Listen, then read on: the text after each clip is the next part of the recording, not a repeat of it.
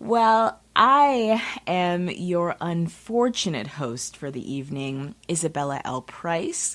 I'm bringing you the second episode of Nocturnal Emissions, another lovely episode this night. How are you guys all doing out there? You guys doing good? I'm perfectly miserable. I mean, even though the weather is beautiful outside, I mean, it's gorgeous. It's dark, it's wet, it's gloomy, it's cold, it's windy, everything is dying or it is already deceased. It's beautiful. I love it. Just saying, when this weather happens, everybody's mood changes. Everyone's mood alters, and everyone becomes, at least for Seattle, everyone becomes an introvert, and they become the weirdest version of an introvert. Everybody becomes passive-aggressive. Everybody looks like they walk, and they look right through you. They don't even say, "Excuse me." They just bump right into you, and they just keep walking down the street. You know, I understand it's cold and it's dark and you've got SADS. It's only November, people. We've still got December, January, February, March, April. It really doesn't start, sun doesn't start shining until June. So just take your vitamin D and rub your crystals and calm down, all right? Because we're in it for the long haul. Excuse me for a second while I adjust my microphone. Oh, this big objects is prodding right in my face. All right, so I've got a great show lined up for you guys tonight, all right? I've got some new music for you. I've got a little bit of poetry from the master of horror, H.P. Lovecraft. Did you know that he did poetry? I'm more familiar with his work when he's writing novels, but not necessarily with his poetry. But regardless, I've got some poetry lined up for you, some seasonally appropriate poetry. I got some weird news, and then I've also got some horror news as well. You know, I don't really want to leave out, all the spooky stuff that's happening in the world of horror movies. Are you guys big fans of horror movies? I know that you are. I mean, you wouldn't be listening to this if you weren't at least moderately interested in horror. So, fun fact, actually, this isn't fun, but bear with me. I was never allowed to watch horror movies when I was a kid. My parents were very much against me watching anything that had like curse words or blood or nudity or anything like that. Where all the cool kids, they were watching stuff, Nightmare on Elm Street and Scream and stuff like that. I was not allowed to watch any of that stuff. But I was allowed to watch Hitchcock. So I would watch a lot of Hitchcock, and I would watch a lot of the Master of the Macabre, a.k.a. Vincent Price, a.k.a. Zaddy, and I would absorb that sense of horror, not necessarily the very overt sense of horror, but the sense of dread, the sense of that something isn't right. It was more atmospheric than it was obvious, I still have an appreciation for that more so than I have an appreciation for gory stuff. And I feel like I'm not cool when I talk to people about horror because they go on and on about these really bloody, gruesome things, and I'm just kind of like, cool. Have you guys ever seen The Uninvited? There's no gore, there's no horror. I mean, it's just ghosts and the creepy children, but it's cool. And people are like, what? Get out of here. Anyway. That's kind of my background with horror movies, but I'm still going to try to keep you guys updated with like the latest horror movie news and things like that. So I got some really good upcoming horror movie news for you, including some real sexy news. All right, you guys, first up, I got some weird news for you. Okay, are you ready for this? I should have some like background music for like an intro song, like, here comes some weird news. It's gonna be weird for your face. Listen up, cause it's weird news. Yeah, that's great. Don't steal that. And if you steal it, I'm gonna sue you. Okay? I'm gonna sue you. All right, you guys. First up, So, early in October, several former high-level members of the government got together to form an organization. Well, in October, they had a press conference for their organization, and the organization is called To the Stars Academy of Arts and Science, which is kind of weird. To the Stars. It should be To the Stars, comma, Academy of Arts and Science. Listen, I studied English, but I was never good at grammar, okay? And the abbreviation for this is TTSAAS,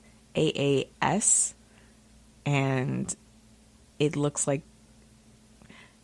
I can say this on the radio, it looks like TNA. Like it looks, like if you look at it real quickly, it looks like somebody misspelled like TNA. Okay, if you know what TNA stands for. Anyway, to further research and develop unexplained phenomena related to UAP. Now, this is a thing that I only heard recently. They're not calling them UFOs anymore, everybody. Okay? Everybody stop calling them UFOs. That is wrong. What they're calling them now is UAPs, which is unidentified aerial phenomena, which I like. So UFOs was unidentified flying objects, right? But that is a presumption that they're flying, that they're using our idea of flight, which subscribes to our idea of physics, which is a huge assumption, right? The only thing that we know about the lights in the sky, the orbs, the rods, the crafts, the triangles, my goodness, the triangles, okay? The Black Knight satellite, the only thing that we know about them is we don't know about them. They are unidentified, they are in the air, and it's a phenomenon, which I think is why they've changed it to UAP. That's a little bit more accurate. Okay, but this is the funnest part of this whole entire story for me. This is the part that I love. The head of the organization is Tom DeLonge. Does that name ring a bell to any of you millennials? Does that name ring a bell? It should. Tom DeLonge is the name of the former band member of Blink-182. I kid you not. I kid you not that after Blink-182 disbanded, Tom DeLonge went into alien stuff. Like, he delved deep into like alien conspiracy, and he is involved in like the whole alien like government secret conspiracy subculture, which is bananas to me. Like, this whole thing is like, it's so wild to me. Because I was never a Tom DeLonge fan a day in my life, okay? Never. I was too cool for Blink-182. At that time, I was probably listening to like Susie Sue, and like the Smiths, and shaving my eyebrows off, and like dyeing my hair black, or dyeing my hair in like one of those like, you know, like one of those like emo cuts where like your bangs are purple, but then the back of your hair is black. Whatever. Don't judge me, okay? So, Tom DeLonge is the current leader of this group. A group of government agents, of former government official high-level clearance members. The leader of that group is the former What's My Age Again band member of Blink-182. I love it, okay? All right. For years now, DeLonge has been deep in the conspiracy subculture surrounding aliens. He's a very controversial figure in the community, actually. There are many people who do not like Tom DeLonge in the community. I know this not because of any sort of deep research, but because of all the YouTube pages that I follow. Which is the weakest way of finding out information that you could possibly get. But I'm saying to you, I follow a bunch of these UFO YouTube pages, and Tom DeLonge's presence in the UFO community is like not wanted. I'm sorry, UAP community. I'm sorry, I used the wrong word.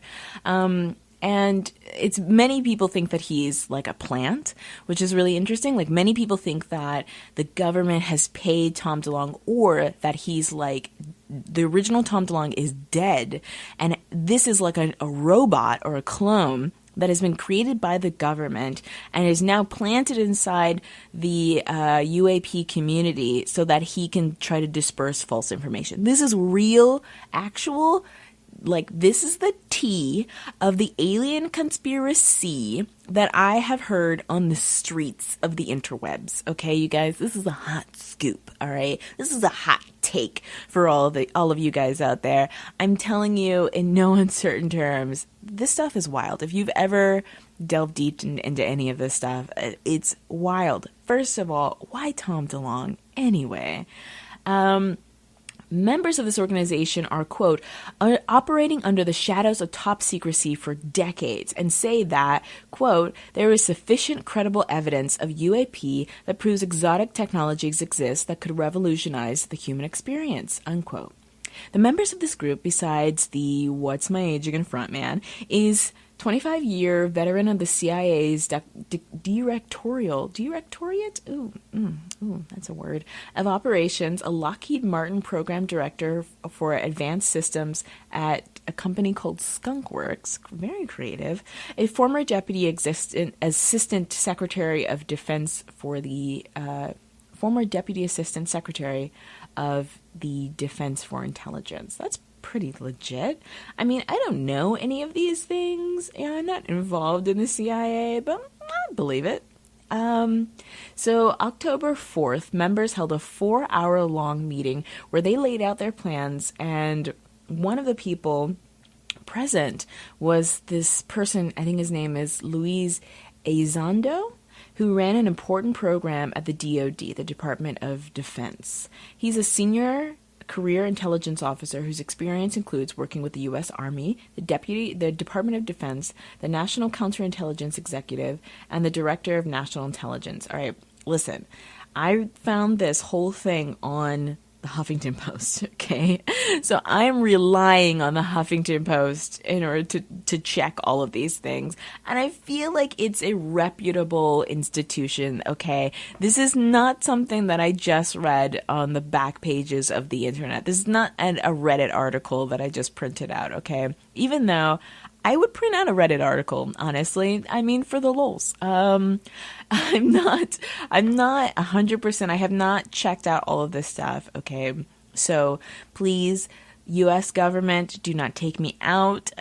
Listen, I'm just one person. I'm doing my best. I'm trying to tell these people to rub their crystals.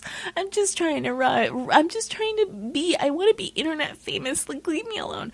I don't know these things for facts, okay? So take everything that I say with a grain of salt, okay? This person, Luis Elizondo, I also don't know if I'm saying that right, he served as the director for the National Program's Special Management Staff, that's a very long title, in the Office of the Secretary of Defense, right? He is also the former director of programs to investigate unidentified aerial threats for the Office of the Secretary of Defense. So he has credentials is what I'm trying to say, okay? Now, all of this stuff, now see, the idea of there being a department that is investigating unidentified aerial threats makes sense to me, right? It makes sense that there would be a department in the U.S. government that would be investigating to make sure that we are there's not just stuff flying all over our that there's not just stuff like flying all over our skies, you know. But at the same time, that would probably also lead to a lot of alien sightings, a lot of unidentified, unexplained things, right? I mean, if your job is just to make sure that you monitor the skies, you're seeing the same stuff too. All right, so when asked, Elizondo said that these beings were, when asked by members of the people who came to the meeting, if he thought that these beings were threatening or dangerous to us Earthlings, he said, quote, "They did not exhibit overt hostility, but something unexplained is always assumed to be a potential threat until we are certain it isn't. On the bright side, I believe we are closer than ever before in our understanding of how it operates." Interesting, okay, unquote. So I don't know about you guys. I believe in aliens 100%. I think that it would be really silly to think that human beings are the only beings in the entire universe. And I also think that it's really silly to believe that we're like the best there is, you know, that we are the most highly evolved people, that are out there that are capable of doing stuff. I don't believe that. And the reason why I don't believe that is because I sometimes am so lazy that if I drop something on the floor, I pick it up with my feet like a monkey. Okay? That cannot be the height of evolution, okay? Like, listen, all right? Sometimes I don't eat. Sometimes I call for delivery because all the food I have in my refrigerator that's ready to eat, that's ready to be, I mean, really, I have food that you could just pop in the microwave for 5 minutes. Don't want to do it. Don't want to do it. Too lazy. That can't be all there is. If we're all that there is in the universe, that actually makes me very sad. It makes me feel very sad, and it makes me feel like we have work to do because we are messing up. Okay, so here's my theory, if I can be so bold, if I can be so honest with you, which I feel like I already have. I feel like we're very, very close, you and I. I think that the beings that we are seeing are from other dimensions, and they're just kind of trying to figure out all of this stuff too. I think that these creatures, these beings, are interdimensional beings, and I think that they're just trying to understand what it is that's happening. I don't think that they're like, aliens are always presented in like one or two ways. One is like these godlike creatures that come down and they're like, we know all the knowledge in the universe and we're going to come with you puny humans and we're going to take some of you chosen ones up into the heavens like gods. And then there are these other aliens that are like hyper macho aggressive psychopaths that just want to blow everything up, right? And it just doesn't feel, I don't think that that's the way that it is. I think that it's like Occam's razor. I think that nobody knows. I don't think they know. I think that's why they keep crashing their planes, because they're just like, I was going out for a flight and then suddenly somebody came and shot me down and I'm in this weird place and I don't understand what these humans are doing. And the last time I was here on Earth, they were all wearing robes and now they're all wearing pants and I don't understand. Like, I think that aliens are trying to figure it out. They're trying to figure out space travel. They're trying to figure out other beings in the universe. I think that they're also confused. Okay, which is kind of sad. I don't know. Maybe, I don't know, a little bit. All right, so that's the weird news that I have for you guys. And I'm going to play some music real quick, and then we're going to move on to some more spooky things in just a second. Hold on, darlings. I'll be right back. Guys. All right, so we're back, and you guys, I'm so hungry. Oh my God. Listen, I'm only made of human flesh, okay, and the flesh is soft, and the flesh has needs, and one of those needs is eating food, unfortunately. This human shell, it's so worthless. Ugh, God. Ugh. Your host is already getting cranky. My goodness. All right, so I've got a little bit of a surprise for you guys. Got some poetry.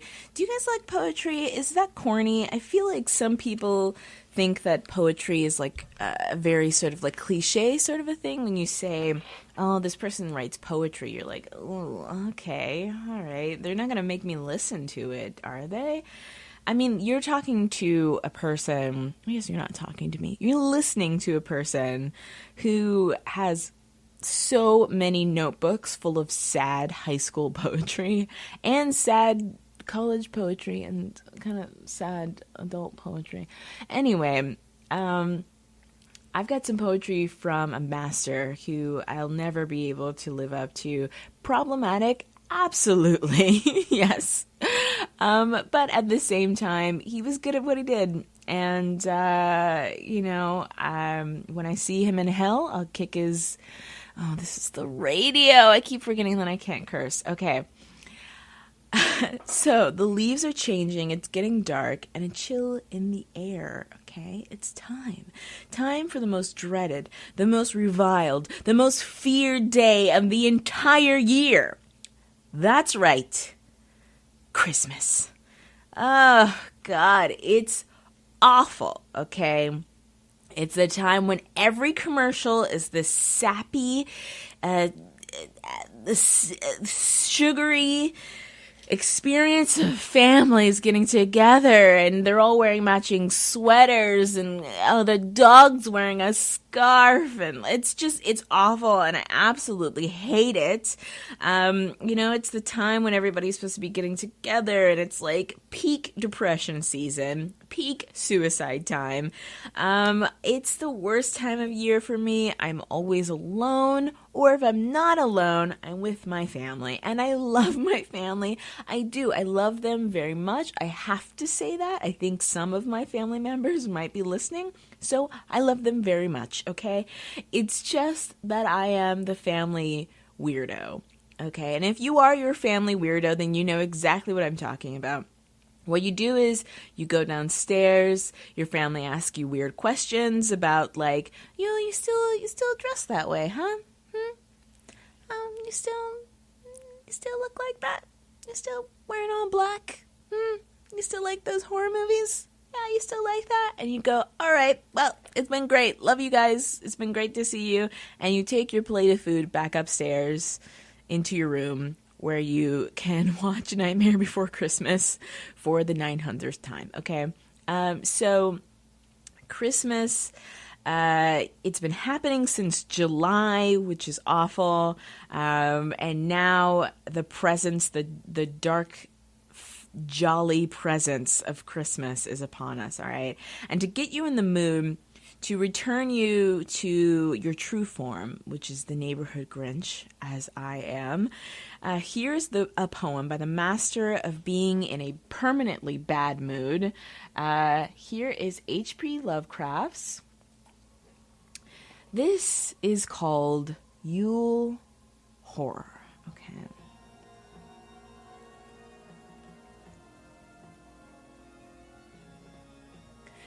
There is snow on the ground, and the valleys are cold, and a midnight profound blackly squats over the world. But a light on the hilltops half seen hints of feastings, unhallowed and old. There is death in the clouds, there is fear in the night, for the dead in their shrouds hail the sins turning flight. And the chant wild in the woods as they dance round a Yule altar, fungus and white. To no gale of earth's kind sways the forest of oak, where the sick boughs entwined by mad mistletoes choke. For those powers are the powers of the dark from the graves of the lost druid folk.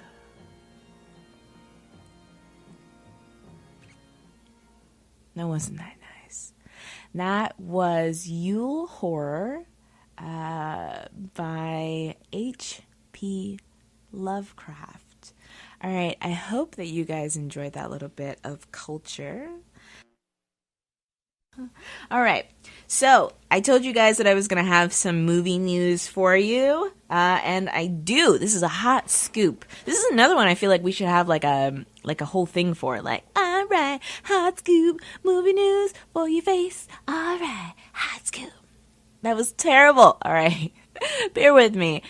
This is episode 2, all right, you guys, I'm doing my best. So, if you grew up in the 90s, there was this movie called The Crow, all right? It came out in 1994, And you're probably familiar with it. Also, you're probably familiar with it because it stars some Seattle famous people. It was a launching film for the career of Brandon Lee, who was Bruce Lee's son, until his accidental death on the set of the film. In a freak accident, he was actually shot to death during a scene where a live round was supposed to be... a live round killed him that was supposed to be not in the gun. The gun was supposed to have blanks that had a live round in it, and he was unfortunately murdered. Unfortunately killed, I should say. But this movie is one of the... I can't explain how much I love this movie. I love The Crow so much. First of all, it is perfect 90s aesthetic. There was like a grunge aesthetic that were in so many movies in the 90s. So many movies had this sort of like urban, slick, wet, black vinyl leather, smoky. That to me is the ultimate. It's like grunge music was big, industrial music was big. There was just a lot of this kind of like hopelessness after the 80s about, you know, crime, and the 90s was a wild time. I have total nostalgia for it. But this movie is one of the greatest movies, and it really shaped a lot of people's aesthetics. Like, it really shaped the sort of gothic look at the time. It really captured that, and I don't think that you could have a movie like that nowadays. One is because the goth scene, quote unquote, in America right now it's not dead. Goth will never die. There will always be sad people wanting to hug tombstones and listen to Bauhaus. Like, that will always be a thing. But the goth scene nowadays isn't so much like people in all black hanging out in malls and scaring old ladies. Because a lot of the old ladies nowadays were formerly goths. Now it's so difficult because being a goth used to be really rebellious. It used to be something that people were afraid of, and then people discovered that goths were really not that scary. You know, that goths are a lot of really nice but highly sensitive people. The Crow came at a time when goth subculture was still really scary to a lot of moms and dads, you know. So it was perfect. It was right at the zeitgeist of the 90s goth scene. So that and Brandon Lee's performance is amazing. This was, I don't know if this was his first film, but it was definitely one of his earliest films. He is so handsome. Oh God. Oh God, he's so good looking. He's so talented. He gives his whole body over to this performance. And he was really a martial arts master. So he and his father, I believe, are both buried here in Seattle. And after that movie came out, which was a huge cultural hit as a total classic film, it spawned a bunch of sequels that are highly suspect. If you've seen any of the sequels, they're, first of all, starring a lot of white men that do not fit that role whatsoever. There's a lot of really questionable things that are done. But I digress. So James O'Barr, who is the original creator of the character, said that an official reboot is planned. An official reboot of The Crow is planned, and it's slated to start in 2018. And also that the director of the first film will be heavily involved in the production, which is great. That is great news to hear, that the original creator and the original director are going to come back, that they're not bringing like some like young dudes who like just graduated from UCLA last year and like their dads own a car dealership, and so that's why they got this job. They did like a Nike commercial and not saying that anyway. So So that's exciting, even though the director, I cannot remember his name and I didn't write it down. His last film was Gods of Egypt, and my God, that movie was so bad that it offended me. Like it offended, like I wanted an apology from everyone involved in this production. Like I felt personally offended. Like they had come into my home and like knocked over all of my belongings and like burned my field. It felt so invasive. So that's great news. I'm willing to give him a chance because The Crow was excellent. His early 90s, his 90s films were great. The movies he's doing now, very strange. So, but, the best news is who they have tapped to play The Crow. Oh my God. We don't deserve these blessings. We don't deserve these blessings. Jason, lay my body down and tell me I'm a bad girl. Momoa. Oh, God. Yes. He is... his body and his face and his voice and his hair. Oh, God. It just does things to me. Horrible things. Oh. Yes. That Jason Momoa, that freakishly sexual Dothraki is rumored to be the new Crow. Sign me up. Take my money.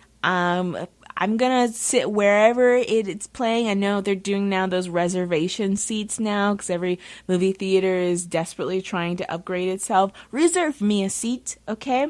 Reserve me a seat in the back where I can lay down some towels, okay? Because I'm there. I don't care what this movie... I don't care. It could be a movie of Jason Momoa dressed up like the Crow, and he's just trying to get a cat out of a tree for 90 minutes, and I'm there. Oh, I'm there. Okay.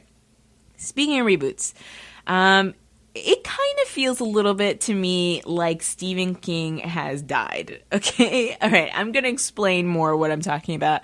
There are so many reboots and remakes of Stephen King properties right now. I'm like, what happened to him? Is he fine? Is he okay? Is he safe? Has someone checked his Twitter recently? What's going on? Is he poor? Is he broke? Does he have a crack habit that he needs to pay for? Is he going through a divorce? What's happening to him? Because, I mean, we're talking about The Dark Tower, we're talking about, oh man, Castle Rock. That looks really good. This new TV show called Castle Rock.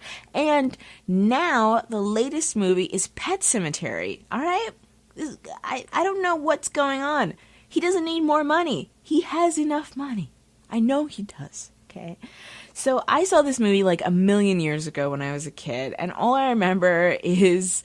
I think I remember a scene where somebody's like Achilles tendon gets cut.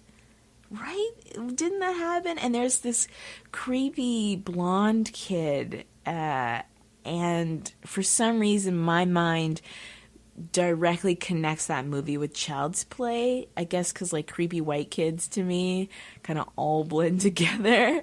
But I don't remember much about this movie, so I should really go back and watch it. It looks like the directors of Starry Eyes, the horror film that came out, I think it came out last year or the year before, Kevin Kolsch and Dennis Widmeyer will be taking over the franchise. Now, I haven't seen Starry Eyes, but I hear it's pretty good. So I guess that it's in good hands. I'm not really 100% sure about that. I just hope, one, that Stephen King's okay. I'm joking, but I'm also not joking at the same time. I'm like, oh, I hope he's fine. No, really, is he fine? Is he okay? Because my friends and I were just having this conversation about what we're going to do about when... oh my God, not Stephen King. Oh, what's his name? Stan Lee. When Stan Lee passes, right? Stan Lee is a very, very, very old man. And he's going to pass eventually one day, and it's going to be a very sad day. But at the same time, like, we know it's happening. He's very old. He's very old. So, you know, the more I get older, the more that I'm just kind of like, listen, we love these celebrities. They are great celebrities, but they're humans, and humans die, unfortunately. Humans pass on, and we've got to realize that. Now, Stephen King is still alive, okay? Stephen King is still alive. Everybody calm down. I'm not saying that Stephen King is dead. I'm just saying that it feels like he recently passed because so many of his properties are being rebooted. I hope Pet Sematary is good. They already messed up a bunch of stuff. They messed up The Dark Tower. They messed up Carrie. I really hope that they do good with this. It was incredible. It was a great remake. It, I dare say, was better than the original. Don't tell anybody I said that, okay? Now, Tim Curry is still incredible as Pennywise and is still the greatest Pennywise to me. But he was making do with the technology that he had and the material that he had to work with. He is an incredible actor. I'm taking nothing away from his performance whatsoever. But I am saying that as a film, the second version to me is much better. It's more concise with its writing. The characters are much more fleshed out, even though tokenism is still really heavy in that film. There was one black kid who was in the background, which is my same problem with Stranger Things. And it just kind of summarizes more of childhood fears than the first one did. The first one's real weird. The only thing that I like about the first one is, one, how many actors that I grew up with are in that movie. There's so many, like the dad from Sister Sister is in it. The guy from Night Court is in it. There's so many characters that I'm just like, oh, I remember you. And they're in it. And then how many of the kids that were in the first part, because it's like the Bible. It's a very long book. It's like 5,000 pages or something like that. But there's a part 1 where they're kids, and there's a part 2 where they're adults. And everybody's freaking out about the casting. There's so many fan castings of who's going to play them when they're adults, which I think is, I love this game. I love this game so much, of like, who's gonna be, I love fan casting, like who's gonna be who in the second version. And there's so many different kinds of people. I mean, there's so many people are saying like, oh, it should be Jessica Chastain. That's like the number one. And I think the only reason why people are choosing Jessica Chastain is because of the fact that she's a redhead, and she's in the right age range. But there's so many different fan castings. Maybe what I'll do for the next time is I'll come up with my own fan casting, and then kind of go through, I don't know, it's easier to do fan casting when you can actually see who I'm talking about. So that's kind of the news that I have for this week, and that's also kind of the show as well. Yeah, guys, that was it. This has been incredible. I really hope that this was being broadcast. Listen, I'm still so new to this. Every single time that like today, I came in like a boss, right? Like I put in my code and like turned off the alarm, and I grabbed the key. I was doing the damn. Stop cursing. Stop it. You said you were gonna stop cursing, and you just keep cursing. Okay, you're on the radio. Take yourself seriously. Okay, I was doing the darn thing. Okay. And came in, did my show, hitting my cues a little bit better, hitting the music a little bit better, doing my fade ins and out a little bit better than I was last time, and sliding through this script like nobody's business. Yeah, that's right, I'm reading a script. You think I memorized all this stuff? Are you crazy? Mama's got other things on her mind. All right? And that was kind of it. So next week, I'm sorry. I don't want to say next week. It's going to be 2 weeks from now, from today, since I don't do the show every single week. the next show, which is going to be Tuesday, November. Do you remember the time when we were in love? Do you remember the time when we first met, girl? Remember 28th. That was a stall for time that I was trying to do. Tuesday, November 28th, that will be the next episode, and I'm hoping that I'm going to have a very special guest here with me in the studio, and we can talk about horror movies and whatnot. If I can't get my very special guest, then you'll just be stuck with me, which is a pleasure. It's a delight. Say thank you, okay? It's my time. I'm not getting paid for this. If you want to pay me, my goodness. Let me tell you how. All you have to do is email me at nocturnalemissionshow@gmail.com. Also, if you want to hit me up on the Twitters, that is at NOCEMISS at Knockamiss. All right. And if you're also looking for me on Facebook, we are also there, the Nocturnal Emissions Show. Go on, hit like, hit subscribe, follow me on Twitter, tell me I'm doing great, tell me I'm a great person. I really desperately need the positive influence right now. I am so sad. Oh my God, please give me some nice feedback, and I hope that you guys come back again. All right, you guys, sleep tight and don't let the bedbugs bite. Bye.